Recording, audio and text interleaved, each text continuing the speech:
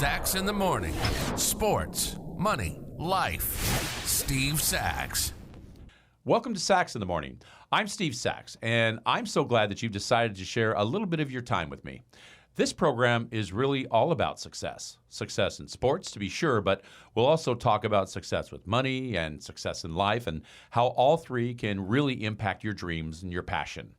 My goal is to have you inspired, informed, entertained, and most certainly motivated to follow your emotional heart after every episode. Hi, Steve Sachs here with Sachs in the Morning, and welcome to our full-length episode today. We got a really special guest for you guys today.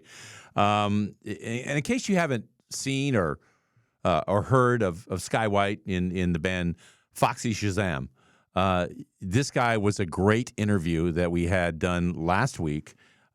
Just full disclosure, too, that Sky White and Wendigo Tea are full supporters of Sachs in the Morning. And just wanted to get that out there. But he is the keyboard player of the band Foxy Shazam, as well as the founder of Wendigo Tea Company. And if you've ever seen Foxy Shazam and Sky perform, in which he is holding his keyboard over his head, crowd surfing, jumping off his keyboard, and otherwise just incredible high energy he has, it might surprise you to learn that another passion of Sky's has been a peaceful cup of sweet tea, and his shop, Wendigo Tea. And that's where you find it online, is wendigotea.com. Now, Sky's played thousands of shows over a decade-long stretch from 2004 to 2014, where he would find time almost every day to seek out a unique and exquisite cup of tea wherever he was. He's turned that knowledge of the love of tea to the Wendigo Tea Company, which sells amazing high-quality loose-leaf tea. Sky has also sought to make the branding of his teas funny and whimsical by naming the company and each tea after mythical beasts like Bigfoot, Firebird, and the Yeti. So today, Sky continues to play with Foxy Shazam, which released a new album, The Heart Behead You, a year ago, and he continues to grow Wendigo Tea into a unique brand that seeks to introduce great tea to a whole new audience. And with that, let's bring on Sky White. Sky, can't thank you enough for being here today. You got to tell me right out of the gate, Foxy Shazam. First of all, I mean, I love the name. It's captivating out of the gate when you hear it. How'd you guys first get started? So what happened was there's me and a handful of musicians around Cincinnati.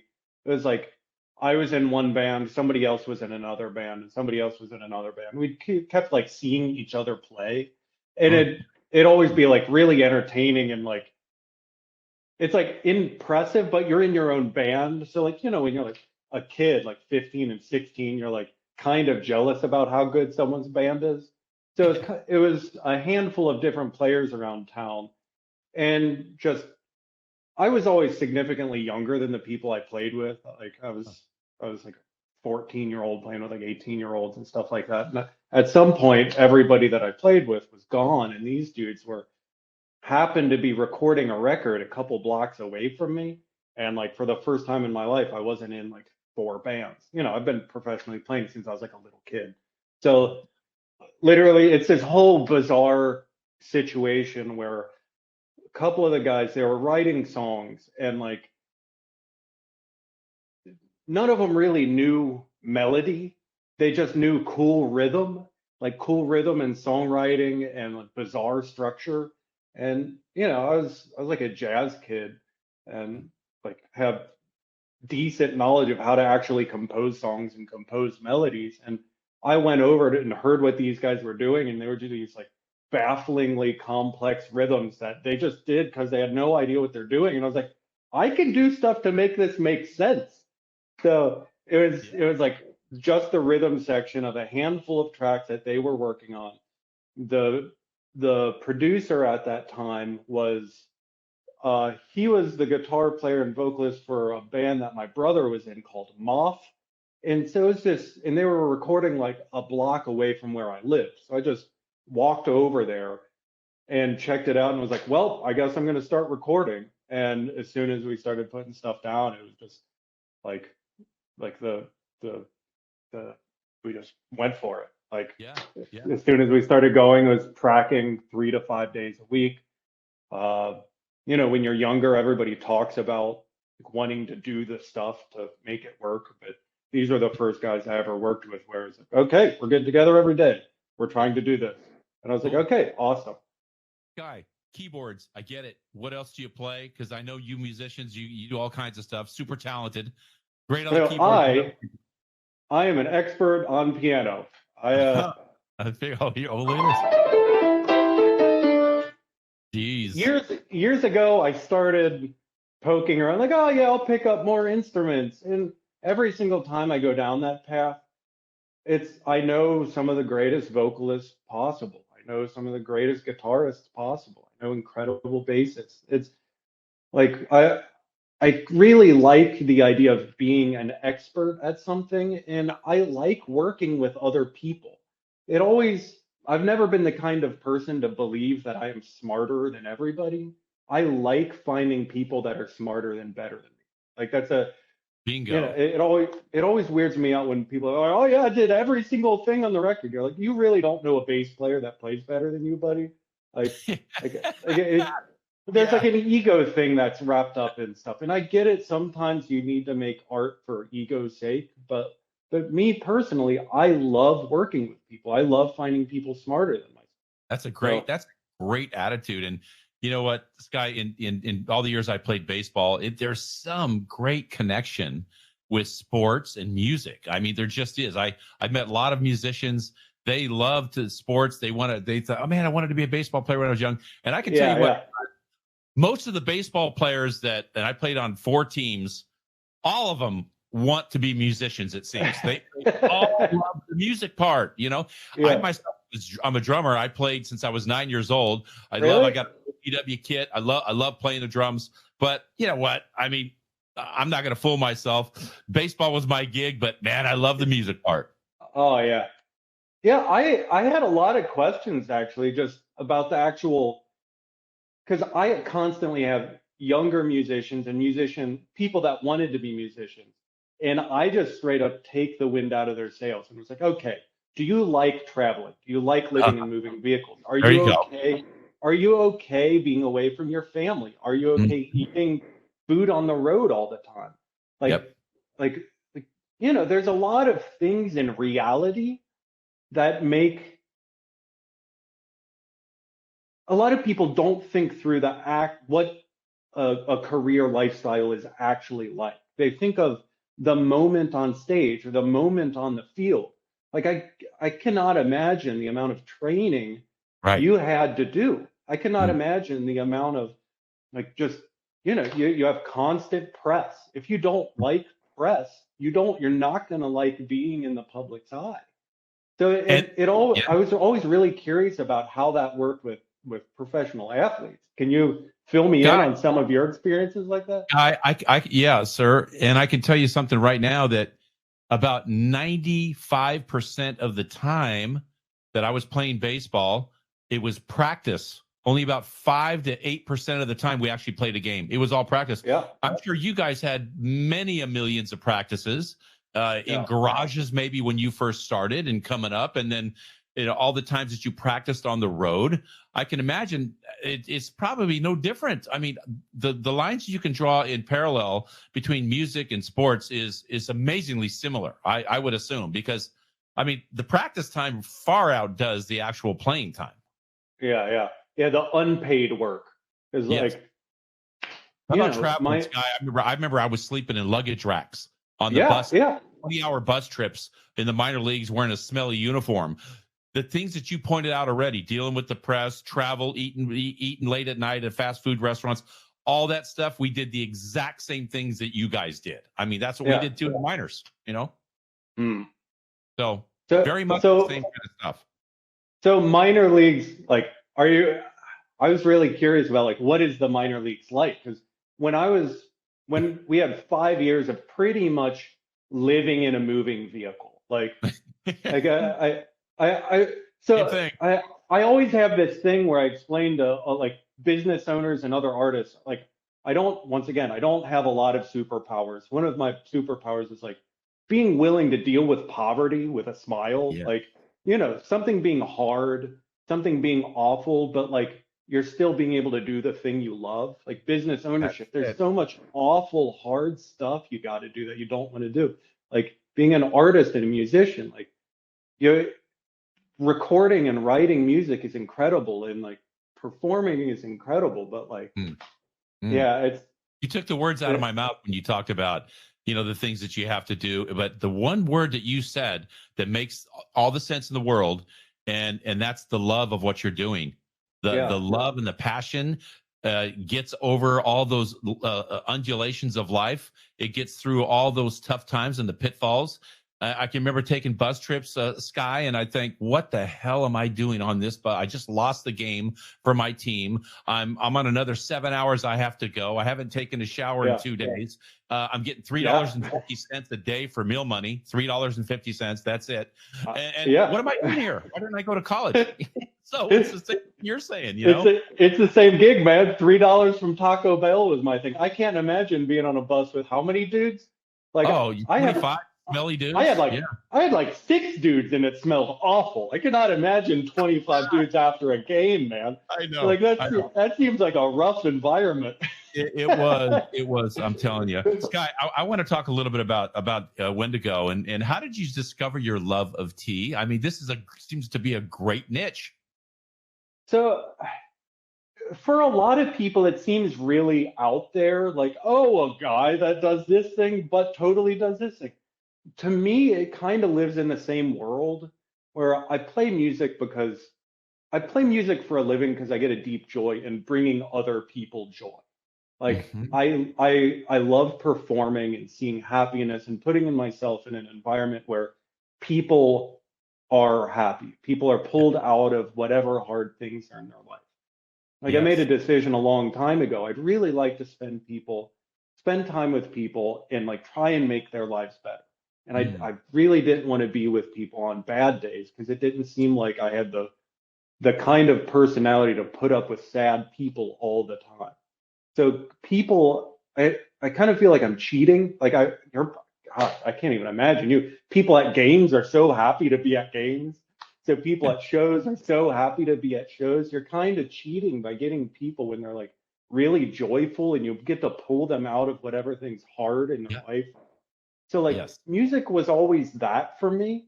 And and so tea for me, when I was traveling, especially when we were dirt poor, was like we'd be outside of like a Love's or a Flying J, and I'd have this like one incredible cup of tea I'd make, and it might be my one really nice thing I could do for myself, and it made me feel happy and comfortable with like a maybe a hard day, like a Hmm. 13-hour drive, and everything's falling apart, and a flat Hmm. tire, and it's 100 degrees out, and for some reason RIC went out.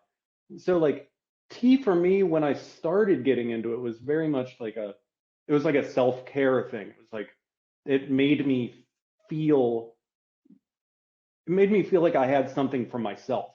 Where Yeah. when you're traveling, it's really hard to feel like you have something that's yours. Yes. So I hear you so that. so when I was traveling all the time, I just kept finding more and more and more of these things, these really Mm. cool teas, and there'd be tea shops around the world, and I'd walk in and they'd have 100 things on the wall, and I might have 8 hours to kill in a city between the sound check and a show, and I'd just be like, "What's the best tea you've ever had in the world? Like, what's the coolest tea you've ever had?" And they'll Wow. be like, we don't have it on the wall, but every time I order from this supplier, they can only make 10 kilograms of this. And they'll pull out something in the back and it's wildly expensive, and the person gets excited. And they're like, oh, yeah, we can never sell it because it's so expensive, nobody buys it, and then it goes Uh-huh. bad. Yeah. And so I had that type of experience in 2,000 shows worth in hundreds of cities. And I'd talk to growers, I'd talk to exporters, I'd talk to tea shop owners, I just talked to other tea people, and I just developed this specific palette of this really just a certain kind of high-end tea. Hmm. And I feel like in the music world, I kind of had a little bit of a special power of, okay, how do I get people to understand this more? Because you can have incredible music, but for music, you need artwork, you need music video, you need like story. The Mm, story of your brand sure. is what people associate with. It's not necessarily your product. You can have an incredible product if it's in a black box, no Mhm. one's going to care. Yeah. So, you know, so in short, I just had this really specific taste and these things I really liked. And after 2000 plus shows, Foxy, we just played more shows than literally the Rolling Stones ever played. And Wow. we were all just exhausted. People were going Yeah. through divorces, like hard life stuff. And so we decided to not be on the road for a while. And so I Yeah. started Wendigo Tea literally the next day. I cleared my Wow. bank account. I spent it all on every bit of the stuff that I knew that I could find from around the world, found exporters, found the growers. And like, importing takes time. So I had like a month and a half to incorporate, build a website, try and figure out how to have a tea company because I had no idea what I was doing. I remember I was dog sitting for my parents. I was in a house by myself in a lazy boy trying to figure out HTML for days. Like I needed a specific font on my site. I had no idea how to do this. And just like messing up over and over and over and over and over until everything worked. Wow. And like, This is a metaphor, the way you're talking right now, for what our podcast is all about. It is a perfect, absolute fit for what you're talking about. We talk about bouncing off the wall of failure, and it's okay to do that. No as a financer. All the things that you're talking about. It really points to the fact that, my question for you would be, the lessons you learned from being a successful musician. How did that kind of lean into building a successful, Wendigo Tea? so one of my main things I always try thinking about is don't pander to people. There's so many companies that just want your money, right? Yeah. They just want to sell you something that you already like. That's not what I'm trying to do. I'm trying to like expand people's knowledge of what they think tea could be and like, something that becomes meaningful and special to them. So if they taste something, it puts them somewhere totally different than someone. Mm, So yeah. it's really easy to make a company and buy cheap tea and add some flavors, and it's like, oh, it's a blueberry tea, and it's a totally normal English breakfast. That oh, you like English breakfast? You should buy mine. Like, Right. so I just really right at the beginning tried thinking of this like a band of like, okay, every single thing I do needs to be special, thought out, unique. Every tea I put out has to have artwork, a story behind it. Like Uh, if you look at the artwork, there's characters of each of them. I've heard you talk about Siren and Firebird. yep.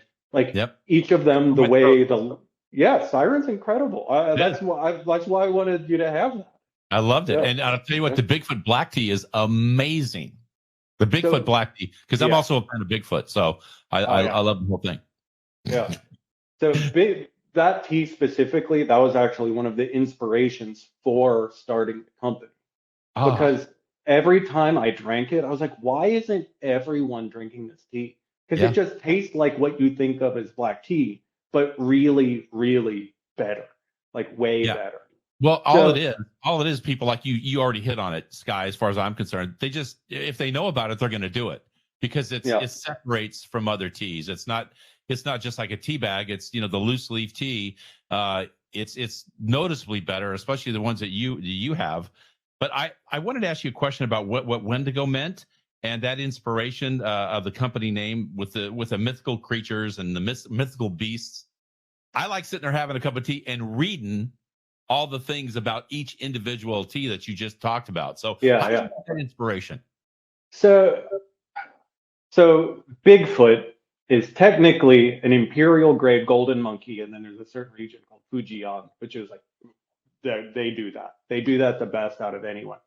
And I found that tea, and so yeah, so this is kind of like a weird long way of getting to it.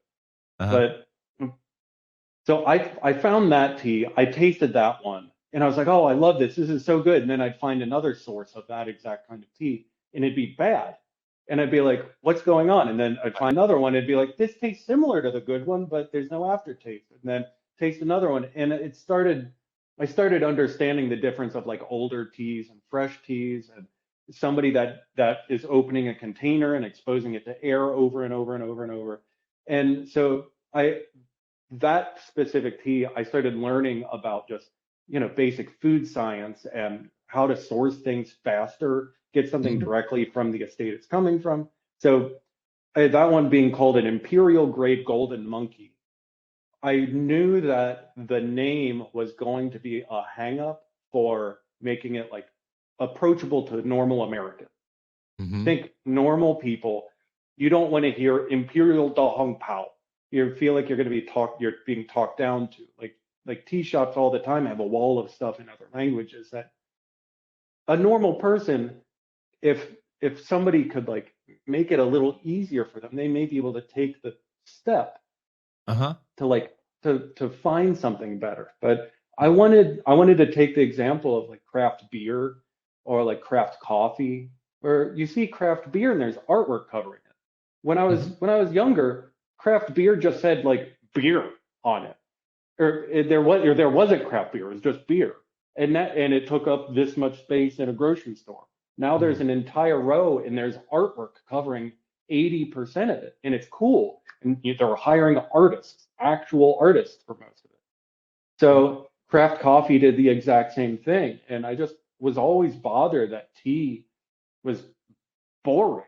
Like it was just boring, and I got this serious joy from this stuff. So I knew I had this kind of tea, imperial grade golden monkey, that I couldn't try selling as imperial grade gold monkey because people wouldn't care, and it looked like monkey leaves and it smells like the woods. And I'm like, man, like I love lore and legend and beasts and like hearing stories of ghosts and Bigfoot sightings and all. I just love that kind of stuff. Like the stories are incredible. Channel 277 on DirecTV has all of that. That's what I watch all the time. Really? Okay. Yes. Hey, Sky, I wanted to get this one out too. Is one of your mottos, it has been, "Don't be afraid to be great." Tell our audience a little bit more of that, because that's what our audience listens to, and I want to know your slant on it, Sky. Don't be afraid to be great. Oh yeah. So I've worked with like a lot of people in the music industry, and one dude named Tom Wally, he said that at one point, and that guy, he signed like Poison and Tupac, and like he was just one of those kingmaker dudes from the 90s, 80s and 90s. And he said that at some point, and I was like, oh my God, like, because especially at that time, I was like 20 years old, dealing with like major music executives, and they had faith in us. Like that leads to a whole weird story, but they had faith in us as artists and people, like, and they believed that we had greatness. And like hearing that from somebody that worked with people of that caliber, I was like, oh my God, yeah, like I actually can do this. Like we as people, just normal people, can do that thing. Like, so long story. That was when we were on Warner Brothers. Warner Brothers got bought instantly, and nobody at Warner Brothers existed by the time that record came out. So that was an annoying thing. But our relationships with those people were incredible. So I remember that guy. He said that at one point, and there's So I still regularly, when I'm trying to make something work, I try and not have it just be what somebody else would do, but lean into those things that would make what I can bring to the table special, right? Like my voice for Wendigo, like, the lore, the legends, the mystique around it, the leaning into artwork, leaning into darker branding, something that's directed a little bit more towards Americans and like a younger demographic, and like trying to be fun and cool. So yeah, sorry, I kind of got long-winded there, but seriously. I know that sometimes when we talk about personality traits and talents, for people to be successful, and then every branch of business or whatever we're doing has those particular things. But I've seen where not the most talented people in the world, it's not always that makes it. Sometimes there are other things that come along with talent, that those are the people that make it, not necessarily the most talented people. I've seen that in sports. Is it that way in business and music and all that too? Yeah, so I was super curious about that in the minor leagues. Like what Oh yeah. separates. Hey, So I can tell you stories about guys who were drafted in the first round that were destined to be stars. They never made that out of A ball. Never yeah, made yeah, it. yeah. You know, So how often is it just because people didn't like working with them? They had personal life issues. They had drug some of them problems, weren't drinking grown enough. problems. They weren't mature enough at the Yeah, time. They didn't like to be away from home. When it comes down to it, I think what you have ticking in your chest and the size of you know what, how hard you try, that yeah. means a lot. People that'll grind it out like you have for the last 20 years, the grinding that you've done. I mean, with the tea company, with the band, and I mean, all of that makes a winner as far as I'm concerned, because other Thanks. people aren't willing to go to the floor that many times. Do you see that in your business too, Sky? Yeah. So I I have a two-part thing, a bit of an answer to that and a bit of a question for you. Go ahead. So I try building my business in a way to where success revolves around me doing the kinds of things I love doing so that I can do 50, 60, 70 hours of them in a week and feel happy. So like, tasting teas, sourcing teas, finding teas, talking to people about tea, like literally putting myself like outside where there's going to be tens of thousands of people communicating this stuff because I get deep joy from that.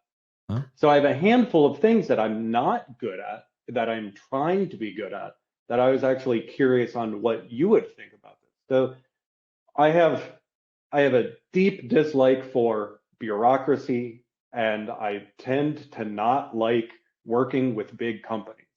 The thing is, where what I'm doing right now, I'm going direct to people and direct to Yeah. businesses that come to me. They find me. They I like I am working on trying to get into corporate accounts, large grocery stores, and like large chains of places. And there's just Mm. a lot of stuff that I want to be good at, but I am right now am having a hard time getting myself to make that move. So I'm trying to figure out, do I hire for that or do I try making myself better for that? So do Hey, you I I've heard enough of your episodes to want to hear what you think in this scenario. thanks. Hey, you know what? I think, Sky, that there's a lot of things that we don't have control over. I think we have control over the way we prepare and the way we practice and the way we go out our daily lives. I think we have control over the way we react to what happens to us. But ultimately, there's some things that aren't in our hands, some things to do with fate, whatever it may be. But I think if it's kind of like a little baby chick that's in an egg, it just keeps pecking and pecking and pecking and pecking, and pretty soon it's going to break through and some good things are going to happen. So I think all of those good things that you're making deposits into the bank of success, whether it's the way you prepare, the way you go at it, the way you execute your plan, and the way you react positively to things that may happen to you, eventually it's the naysayers are going to buckle someday. And that, I'm metaphorically speaking about naysayers. Yeah. All the good things that we put in the universe are going to come to fruition and come full circle someday. That's on a general basis what I think. As far as the individual things about do you go through the big corporate way? Do you make yourself better? I wish everybody I knew had your attitude. You want to be around smarter people. You don't think you're the greatest at everything. I mean, that humble attitude is astonishing when you consider all the wonderful things that you've done in your life. It's amazing that you still have that great humble attitude. Your feet are firmly on the floor, my man. I think you're doing the right thing. There's just always people better than you out there at something. I agree with that. I'm just a huge fan of just work hard, and finding the right work is, especially as an entrepreneur, is kind of the hardest thing for me. Whereas, I can just put my head down and grind, And Yeah. but every once in a while, I have to step back and be like, okay, am I being smart here? Do I need to hire more people to do some of the grind work and Yeah. me to do more of the big picture, the trying to land accounts that bring in, 6, 7 figures a year. Yeah. That maybe my mental space is better suited for that kind of stuff. So Yeah. yeah, I'm right at that spot where Wendigo's doing great, and all of my music stuff is doing great. I'm very proud and happy to have done that, but like to where we are right now, but all of it can be better, and Yeah. finding those steps or the people to work with to have that happen, that's really hard. And Right. I feel kind of confident in my decisions with a lot of this stuff, but a lot of times you don't know until you take a leap, like a leap of faith, to see if Oh, it's a right hire or if it's a right partner. So we've talked about that on the show too, Sky. I think you nailed it. Is, if you're going to be really dedicated to something, you got to dive in. Both feet have to be in. It can't be, I'm going to try it out for a little bit and put my toe in the water. You're going to get those kind of results. But I yeah, love what you did, and I want all yeah, our audience to know. Guy loved what he was doing. He took his money in what he made in music and he put it all into his business. He took a risk, and without risk, there's no reward. So I admired what you're doing, Sky. I think you're right on track, brother. I have a concept that I talk about to my team every once in a while. It's called luck management. Huh. Like you can't make more luck. Well, you can't make yourself be more lucky into the universe, but you can manage your luck by doing the things to allow luck to happen. I love it. I So, love it. at the beginning of Foxy, we were poor. We had no idea what we were doing. We had no idea how to book shows. We had no idea how to release records. We had no idea what we were doing, but we just tried it. And we did an okay job releasing our first record, and we just played literally 1,000 shows on it, half of which Cranking it were out. in front of like 5 to 10 people. But like 1,000 shows in front of 5 to 10 people still adds up to a decent amount of people. A handful of them were other artists. We eventually got out on our first full US tour. At some point, oh yeah, or before that, sorry, like we started doing well in Miami, because when you start touring, people from other cities think you're bigger than you are. So Huh. in Cincinnati, we were still the local band, but we'd make it to Miami and 400 or 500 people would be showing up when like 50 would show up. Huh. And then back in Cincinnati, people would see these photos, like we'd make it more likely for people to see photos of hundreds and hundreds of people coming out to see us. And then everyone's like, oh, yeah, I've loved that band. I've known Yeah. about that band forever, right? You Yeah. create situations where you have the ability to create more luck. You feel like you find more friends in the industry. You find more fans. More fans are possibly maybe able to show more of their friends. Right. And Right. like with Wendigo, I had a handful of years ago where I kind of made a decision of whether or not to spend money on online advertising, like the dump money into Google ads and Facebook ads and all that kind of stuff. Mhm. And rather than doing that, I hired a bunch of local musicians, and we just did 300 to 400 farmers markets a year. So literally paying them what I'd be paying for marketing, but they were making money while they're out. So now literally Great. every single person in Cincinnati knows about my company.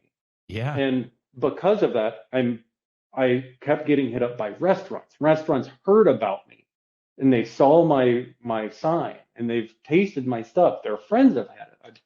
I've created a situation where it could become lucky by just having Ah, my stuff everywhere.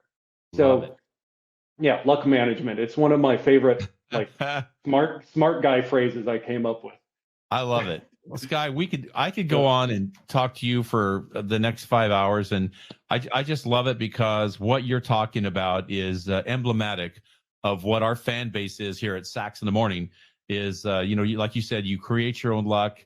You have luck management. You've really risked a lot, and you work your ass off.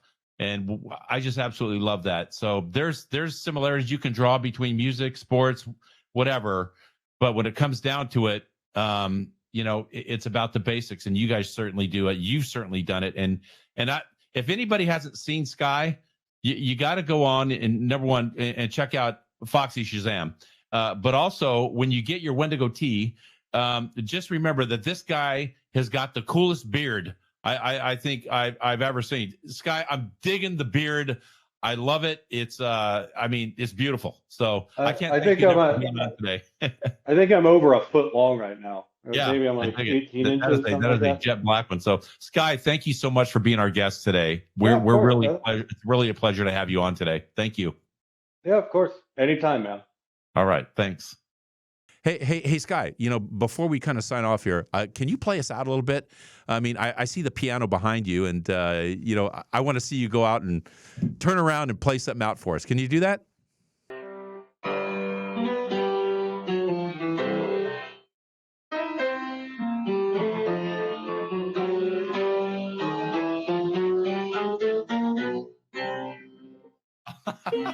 Awesome.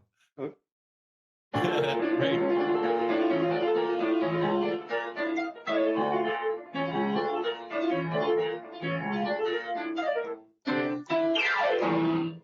Jeez. If you like what you heard today, please give us a positive review, subscribe, and share the program. Also, be sure to listen to my Sax in the Morning shorts 3 days a week for a couple of minutes of uplifting